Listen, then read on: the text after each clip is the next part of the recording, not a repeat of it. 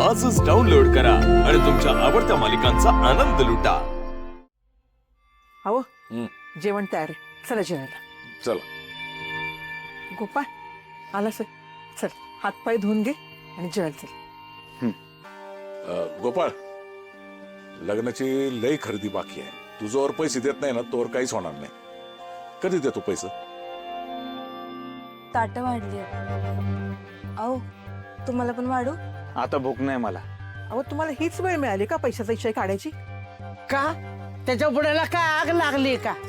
पैसेच मागितलं ना, आणि त्याच्या मुडद्याच्या लग्नासाठीच मागितल्यात पैसे। चिवळ्या, तू अजिबात त्याच्या नादाला लागू नको, टाक लगीन मोडून। ओ आत्या, अहो काय बोलताय? आप्पा, काय सारखं पैसे पैसे मागता तुम्ही माझ्याकडे?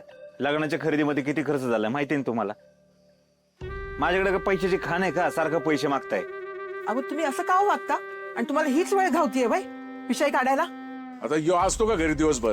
हा, याच्या माग मागे हिंडू मी, आणि मी याचा बाप आहे का ह्यो माझा बाप आहे? आणि मी पैशाचा इशे काढला तर याच्या नाकाला एवढ्या मिरच्या झोंबायचं काय कारण आहे? लगीन घर आहे, पैसा लागणारच ना। का आता पैशाचा इशे काढायला मुहूर्त काढू मी? अव तसं नाही हो, पण वायाच जेवण झाल्यानंतर बोलला असता तर नाही का? हा वैर गोपाळ, तू नको वाईट वाटून घेऊ। हा चला जाऊ जेवायला। झालं झालं का आता समाधान? माझं झालं, म्हणजे इस्त्री झाली माझी। चला भूक लागल्यात। तामरस उद्या वय हो, खरंच नाही तुमच्याकडे पैसे? असते तर मागितले असते का? आता मी त्या लग्नाचे काय मागणार नाही आणि पैसे बी मागणार नाही। तुम्हाला काय गोंधून घ्यायचं ते गोंधून घ्या।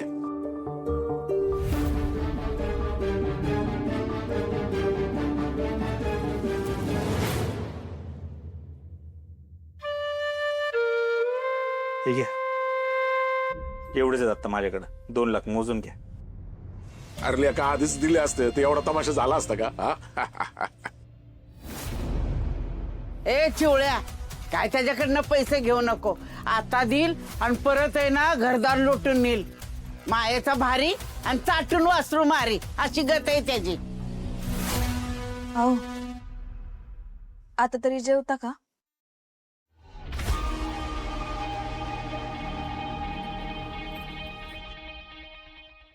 आत्याबाई, मी ह्यांना जेवायला बोलून आणू का?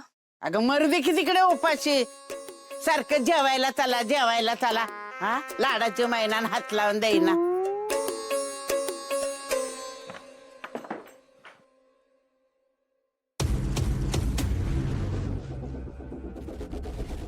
कसली कटकट लागली आहे माझ्या मागे।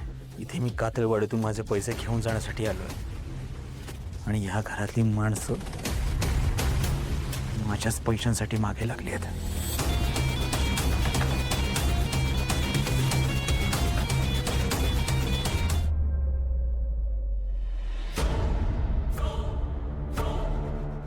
लग्नाला अजून 3-4 दिवस तरी बाकी आहेत। त्याआधीच कातळवाडीतले पैसे घेऊन फरार व्हायला हवं। या गोपाच्या घरातली सगळी माणसं दळभद्री आहेत। त्यांनी जर का मला असाच त्रास दिला तर मागचा पुढचा विचार न करता त्यांनाही ते एक खोळी कायम सहारा।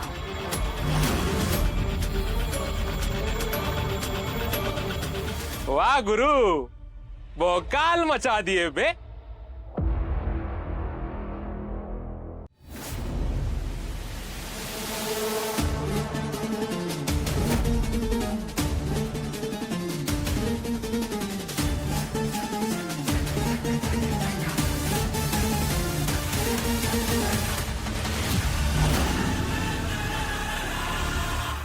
काय झालं? घाबरला? तुला काय वाटलं?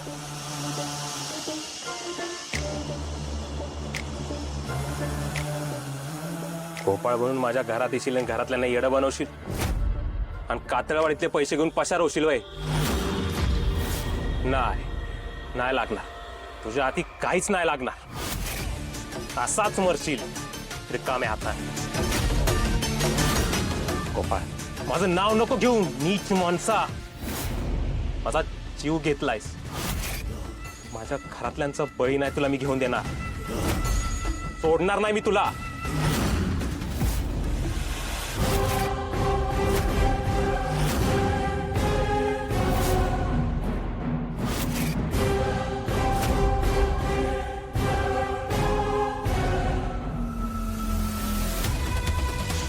गोपाळ, हा, ऐक ऐक गोपाळ,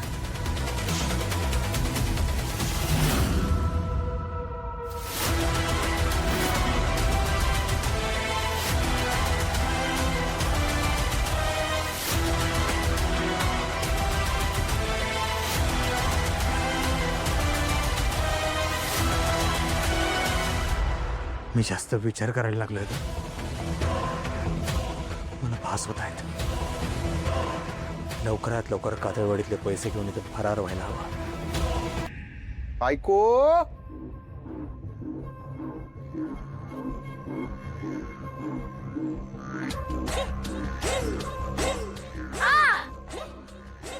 पैसे पाहिजेत? हा? पैसे पाहिजेत तुला? माझ्या तिजोरीला हात कशाला लावलास ना? हिंमत कशी झाली तुझी माझ्या तिजोरीला हात लावायची? कशी हिंमत झाली तुझी माझ्या तिजोरीला? मला माफ कर, माझं चुकलं. ऐक. बाबू,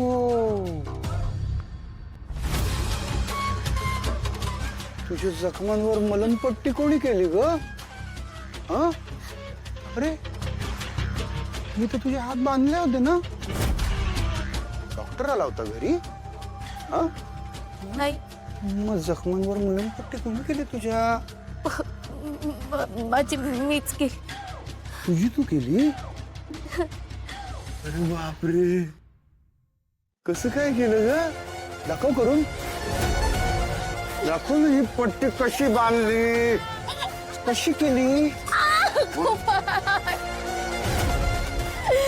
गोपाळ वाचव.